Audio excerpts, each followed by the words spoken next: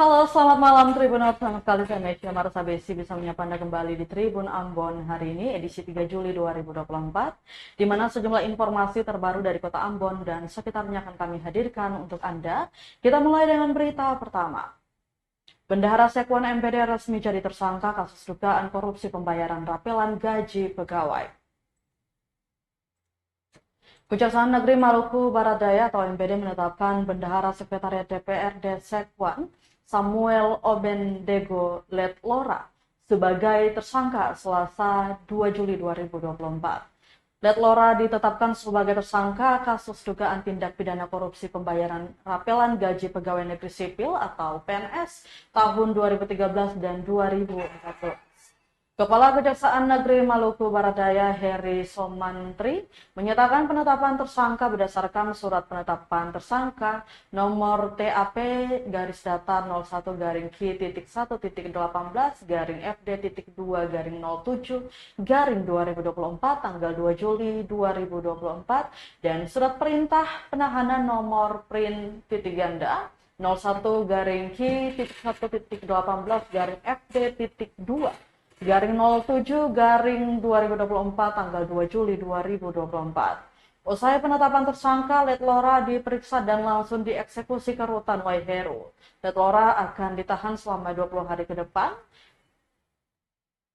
Dijelaskan, Kejari atas perbuatan tersangka terdapat kerugian negara hingga 1.188 juta lebih berdasarkan laporan hasil audit atau LHA perhitungan kerugian keuangan negara atau PKKN oleh pihak auditor Kejaksaan Tinggi Maluku nomor B garis datar 06 garing K titik 1 garing H titik 3 angka Romawi garing 06 garing 2024 tanggal 26 Juni 2024.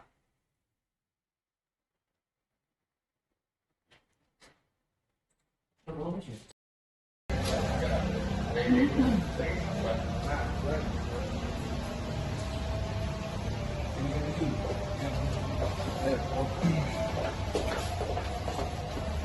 kamu salah yang salah foto, ada dua tersangka kasus Dedes. Saya yang bikin video dua tuh. Saya nggak apa-apa kan dua semua. Tapi beda kasus. Yang satu dan ada. Kalau itu nggak ada. Kalau itu, oh saya yang dia ini. Pak Ben, apa kabar Pak Ben? Sehat? Bagaimana Pak Ben? Ada. Tribuners, karena korupsi dana desa, Kepala Desa Tutuwawang resmi ditahan di Rutan Waiheru Ambon. Kejaksaan Negeri Maluku Barat Daya atau MPD resmi menahan tersangka dalam kasus dugaan tindak pidana korupsi, pengelolaan anggaran dana desa atau ADD dan dana desa atau DD di Desa Tutuwawang, Kecamatan Babar Timur, Kabupaten MPD Selasa 2 Juli 2024. Tersangka tersebut adalah Yohanes Eruplei yang menjabat sebagai Kepala Desa Tutuwawang. Usai penetapan tersangka, Yohanes Eruplei ditahan dan digiring ke Rutan Waiheru, Kota Ambon. Kajari MPD Heri Somantri mengungkapkan bahwa penahanan ini dilakukan setelah pemeriksaan yang mengungkap adanya ketidaksesuaian dalam pengelolaan keuangan desa oleh Yohanes Eruplei selama tahun 2017 hingga 2019. Disebutkan Tribuners dalam penyelidikan ditemukan berbagai kegiatan yang tidak direalisasikan sesuai ketentuan, kegiatan fiktif dan markup anggaran. Temuan penyelidikan antara lain 1. Kekurangan penyetoran pajak tahun anggaran 2017, 2018, dan 2019 sebesar 121 juta lebih. Kemudian belanja fiktif senilai 522 juta lebih, termasuk belanja pengadaan model gedung kantor desa, belanja bantuan masyarakat, dan belanja pemberdayaan masyarakat. Kemudian ketiga, belanja markup sebesar 20 juta. Keempat, pencairan dana desa yang tidak dapat dipertanggungjawabkan senilai 366 juta lebih. Kemudian kelima, belanja barang yang tidak sesuai bukti pada laporan pertanggungjawaban atau LPJ senilai 232 juta lebih. Dikatakan setelah dilaksanakan penetapan dan penahanan, tersangka akan ditahan di rutan Waiheru terhitung 20 hari sejak hari ini.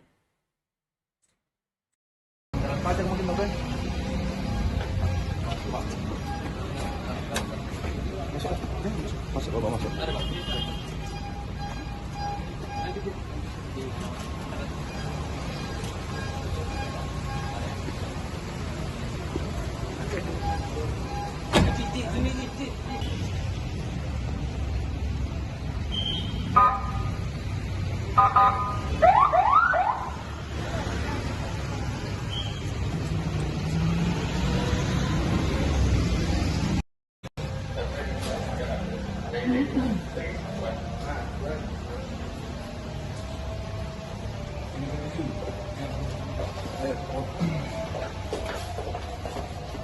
Oh, kamu salah yang salah foto, ada 2 tersangka kasus Beda. Saya yang bikin video dua tuh.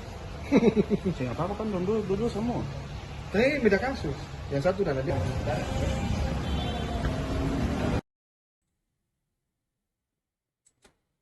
Masih dengan kasus korupsi di Maluku, Tribuners, Idris Lestaluhu divonis 3 tahun penjara dan membayar uang pengganti 1 miliar lebih. Majelis Hakim Pengadilan Tindak Pidana Korupsi atau Tipikor Ambon menjatuhkan vonis terhadap terdakwa Idris Lestaluhu selaku mantan bendahara pengeluaran pada Setda SPT dengan pidana penjara selama 3 tahun.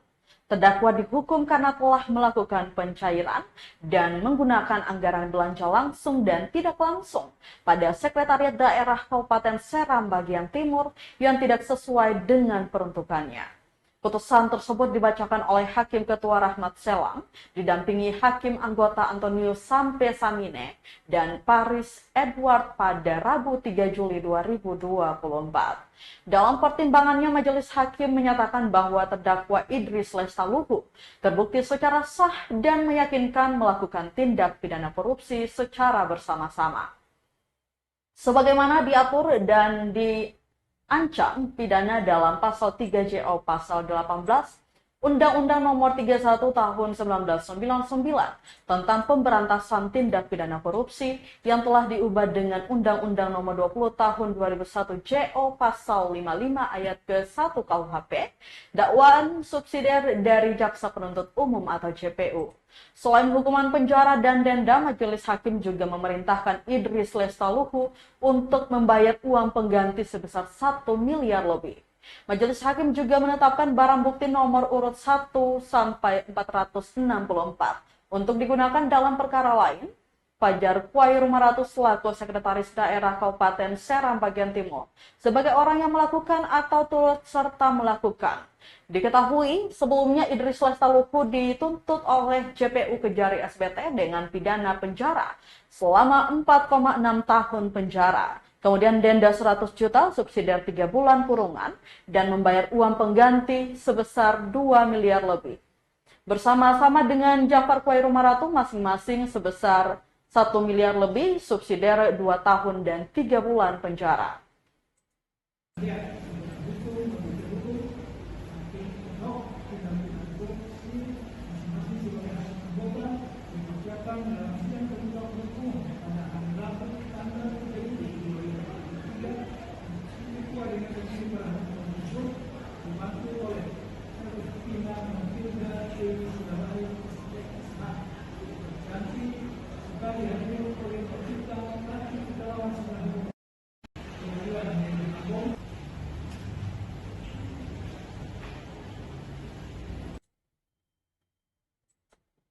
Kita beralih ke berita lainnya, Tribuners, dugaan pelanggaran HAM PT SIM dilaporkan ke Komnas HAM Maluku. Dugaan adanya pelanggaran HAM dilaporkan oleh Aliansi Rakyat Bantu Rakyat atau ARA ke Komisi Nasional Hak Asasi Manusia atau Komnas HAM Perwakilan Maluku. Kepala Kantor Komnas HAM RI Perwakilan Maluku Anselmo Soabolen membenarkan adanya pelaporan atau pengaduan tersebut. Dikatakan pengaduan itu telah diterima pada Senin 1 Juli 2024 kemarin. Selanjutnya berkas yang dimasukkan dalam pengaduan tersebut akan dianalisa terlebih dahulu, termasuk mengkonfirmasikan dengan pihak-pihak terkait. Komnas HAM Maluku juga berinisiatif turun ke lapangan untuk mengecek fakta. Menurutnya, jika melihat dari dokumen yang diterima, benar adanya dugaan pelanggaran HAM. Terpisah dari itu, Koordinator ARAK Fadel Rumakat menyatakan pasca pelaporan itu dipastikan tim Komnas HAM Maluku akan melakukan kunjungan secara langsung ke lokasi operasi PT Spice Island Maluku atau SIM yang saat ini sedang beraktivitas di Kabupaten Seram bagian barat.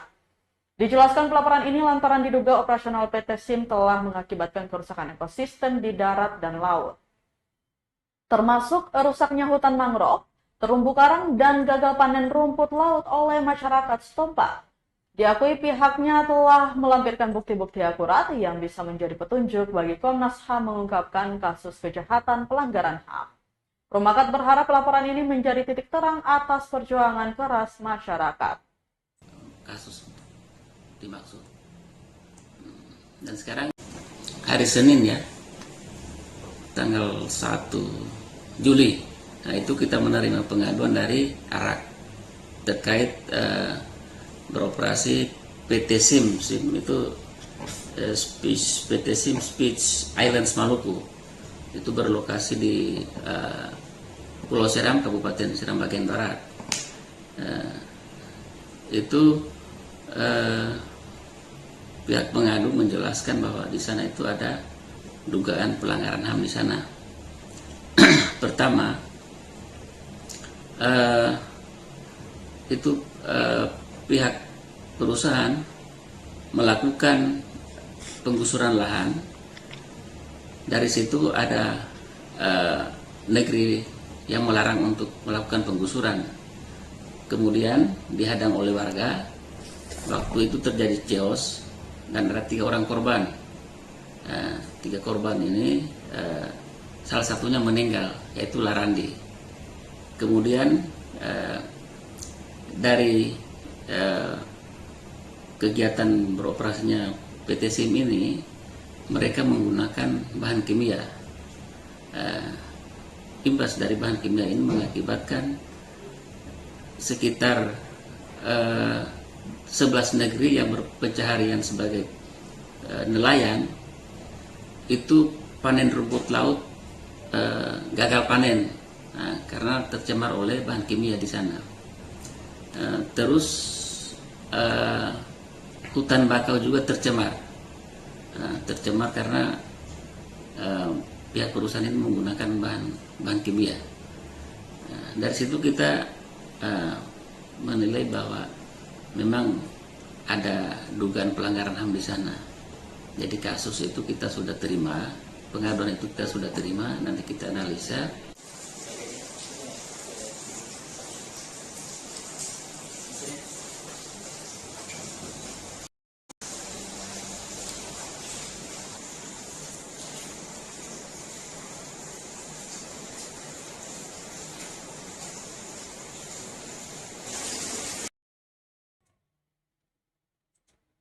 Tribuners, kita beralih ke berita lainnya. 354 panwascam di Maluku ikut BIMTEK diminta perkuat pengawasan di setiap tahapan Pilkada 2024.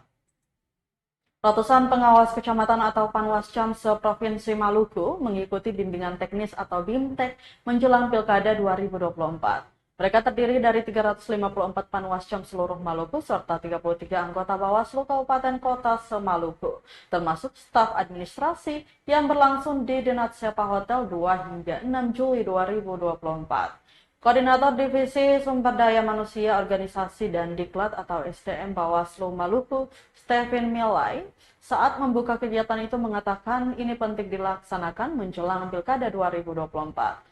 Hal itu agar masyarakat Maluku dapat percaya bahwa Bawaslu dari tingkatan paling atas hingga paling bawah sudah siap mengawasi pesta demokrasi yang akan berlangsung 27 November 2024 nanti. Selanjutnya, Tribuners, melalui BIMTEK ini, para panwascam akan diberi pengetahuan yang lebih dari para narasumber.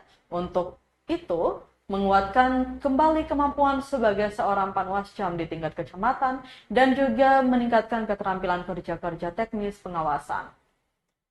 Tribuners, Stephen juga mengingatkan bahwa tugas panwascam akan dihadapkan dengan tantangan ke depan yang lebih besar, yaitu pilkada, karena dinamika politik lokal yang berada Maksud kami, yang berbeda dengan Pilpres dan Pileg. Bapak Ibu undangan dan hadirin sekalian yang ya Allah yang pengasih dan penyayang, pada hari ini mari kita sambut dengan tepuk tangan yang meriah. Dengan demikian kegiatan pemilihan teknis bagi pengawas kecamatan seprovinsi Maluku dalam rangka pengawasan pemilihan serentak tahun 2024 resmi dibuka. yang selanjutnya saya banggakan pimpinan dan ketua dan anggota Panwascam C Provinsi Maluku. Bawa semangat, tangan kanan dikembang.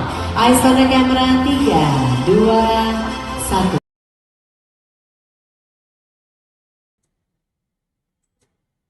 Kita ke Kabupaten Maluku Tenggara, Tribuners. PJ Bupati Maluku Tenggara buka Sail to Indonesia Rally 2024 di Okhoi debut.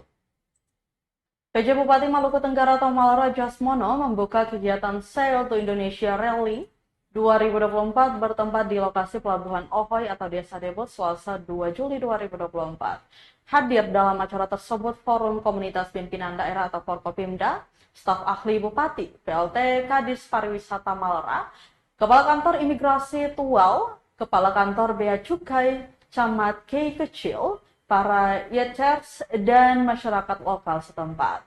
Para yeter yang tiba debut pada gelombang pertama berjumlah 120 orang, berasal dari 16 negara. Mereka datang dengan 19 kapal acara, diawali dengan penjemputan para peserta Sail to Indonesia Rally menggunakan speedboat dengan membawa bendera dan atribut asal negaranya. PJ Bupati Maluku Tenggara Jasmono dalam sambutannya menyampaikan bahwa daerah ini memiliki 76 spot wisata yang berada di daratan Kei Kecil dan Kei Besar dan siap untuk menerima wisatawan mancanegara. Menurutnya, Pulau Kei memiliki 70 spot wisata yang terbesar. Maksud kami yang tersebar di Pulau Kei Kecil dan Pulau Kei Besar dengan keindahan yang mempesona dan beragam. Bupati juga berharap para wisatawan dari luar negeri tersebut bisa betah dan tinggal lebih lama beberapa hari ke depan. Para wisatawan itu juga diharapkan datang ke Kei bukan hanya saat Wonderful Sail saja. Salah seorang yeter asal Inggris sangat bangga karena disambut dengan meriah dan diberikan perhatian dan pelayanan yang baik. Pembukaan ditutup dengan sesi menari bersama PJ Bupati, Forkopimda, dan masyarakat lokal setempat. Yeter kemudian diajak berkeliling Okhoi debut dan menikmati hutan bakau di Okhoi Dian Darat didampingi tour guide lokal setempat.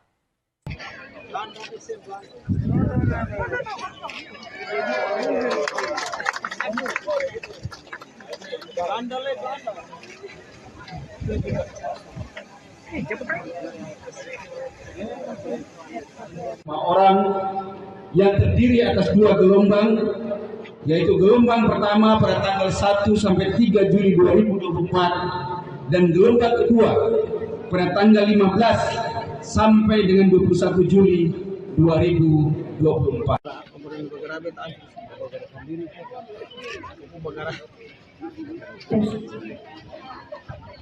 Ladies and gentlemen, all participants of Wonderful Sail.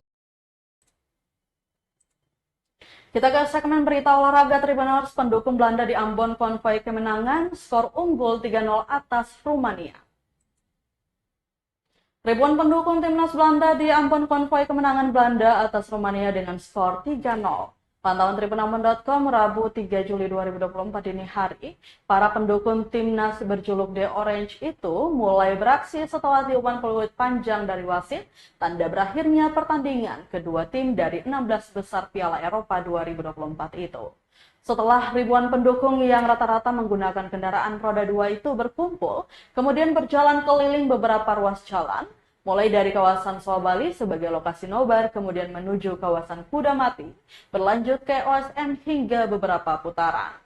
Tampak warga di sekitar kawasan itu juga turut bereforia atas kemenangan timnas Belanda dengan menonton aksi konvoi tersebut. Aksi konvoi ini dikawal ketat aparat kepolisian. Diketahui, pertandingan antara Belanda versus Rumania pada Piala Eropa telah berlangsung Rabu 3 Juli 2024 pukul 1 dini hari waktu Indonesia Timur. Dalam pertandingan tersebut berakhir dengan skor 3-0, Belanda berhasil mencetak 3 gol kemenangan, sementara Rumania tak mampu membalas serangan gol. 3 gol kemenangan itu dicetak oleh Gakpo dan Malen.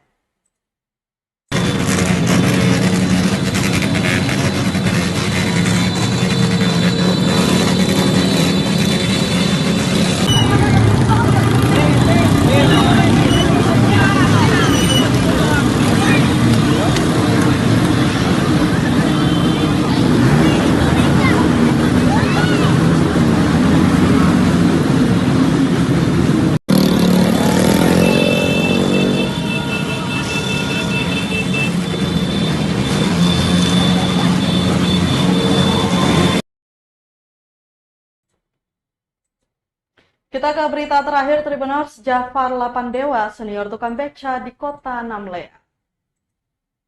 Jafar Lapandewa tak banyak yang mengetahui nama itu. Namun warga di kawasan Pasar Impres kota Namlea akan langsung ngeh ketika menyebut Bang Jap Beca. Nama itu begitu familiar mengingat profesi yang digelutinya tak seumur jagung.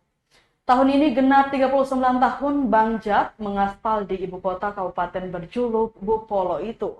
Dia salah satu yang paling tua di profesi dan senior dalam komunitas tukang beca di Pulau Buru 1990 hingga 2016. Pria kelahiran tahun 1962 di Namlea itu kini memasuki usia 51 tahun dan masih tampak segar. Di balik sehat dan kekar, Bang Jap menyimpan cerita sulit perjalanan hidupnya. Beca yang dipakainya disewa dari pemilik bernama Hamzah seharga Rp5.000 per hari di tahun 1980-an. Di tahun-tahun itu rata-rata penghasilannya hanya berkisar 1-20 ribu per hari. Baginya lumayan karena dia cukup menghemat. Meski begitu, Tribuners, terkadang kesulitan datang tatkala tak satupun penumpang didapati.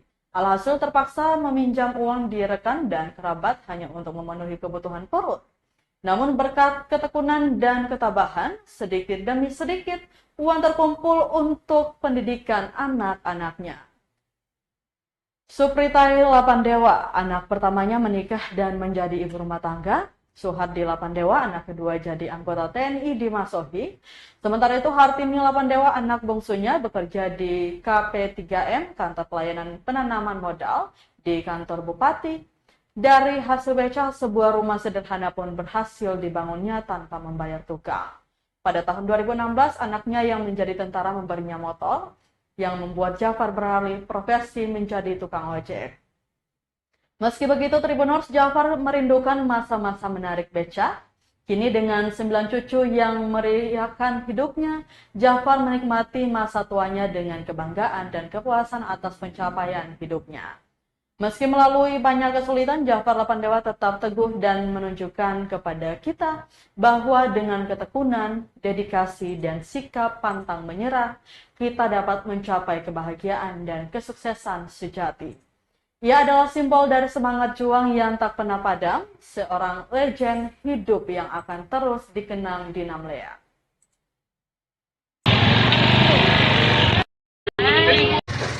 Kita mulai tarik beca dari tahun 85. Ini paling setengah mati awal-awalnya itu, Pak. Awalnya Rp1.000 per orang itu naik becanya itu. Jadi katong memang dapat uang juga, tapi paling 30.000 tiap hari. Tidak pernah lebih itu. Nah itu beca punya sendiri kah? Bawa punya orang, Pak. Punya Hamzah, Haji Hamzah.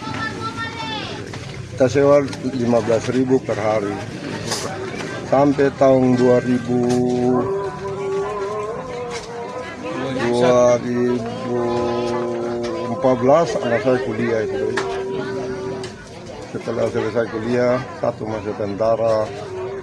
Dengan hasil beca tuh satu anak bisa masuk tentara ya? Dengan hasil becanya. Terus yang satu juga kuliah sampai ya di kantor sekarang. Memang honor tapi bukan berarti bagi saya juga sentas berbanyak. Iya. Ya hanya ada yang suka beca, karena bisa ada. Ya. Bapak terakhir tarik beca tahun berapa, Pak? Tahun 2016. Oke, sekarang kesibukannya apa Pak sekarang? itu, bukan di ojek saja. Ojek. Kenapa saya tarik beca lah ya? Sebenarnya pingin mau kembali ke beca juga, cuma saya belum ada ini, belum dapat modal tuh untuk mau beli lagi.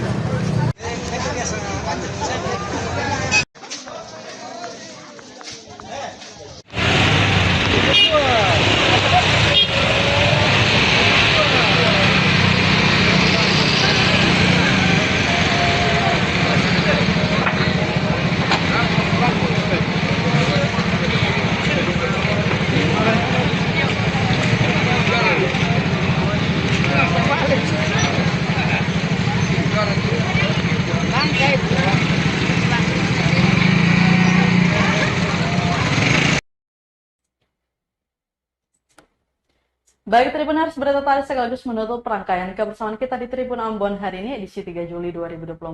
Mewakili seluruh kru yang bertugas, saya Mesya Marsabesi pamit undur diri. Selamat malam dan sampai jumpa. Amato. Download Tribun X sekarang, menghadirkan lokal